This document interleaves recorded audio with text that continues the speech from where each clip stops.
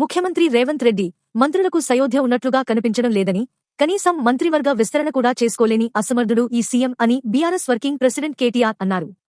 హైదరాబాద్లో మీడియాతో మాట్లాడుతూ కేవలం డబ్బు కోసమే మూసీ సుందరీకరణ ప్రాజెక్టును ఈ ప్రభుత్వం చేపట్టిందని ఆరోపించారు.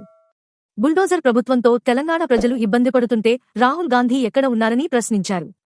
హైడ్రాను నడిపిస్తోంది రేవంత్ రెడ్డి కాదని, రాహుల్ గాంధీ దీని వెనుక ఉన్నారని ఆగ్రహం వ్యక్తం చేశారు. రాహుల్ గాంధీ వెనుక ఉండి పేదలపైకి బుల్డోజర్ పంపిస్తున్నారని మండిపడ్డారు.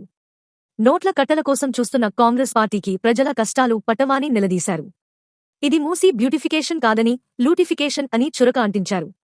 మూసీ ప్రాజెక్టుపై కనీసం ప్రాజెక్టు రిపోర్టు కూడా లేదన్నారు. సుందరీకరణ కోసం డబ్బు ఎక్కడి నుంచి తెస్తారో చెప్పాలన్నారు. ఈ అంశంపై 2-3 రోజుల్లో పవర్ పాయింట్ ప్రెజెంటేషన్ ఇస్తానన్నారు. తాజా సమాచారం కోసం ఒక లైక్ చేయండి, సబ్స్క్రైబ్ చేయండి, నోటిఫికేషన్ల కోసం గంట సింబల్ ఆన్ చేసి పెట్టండి.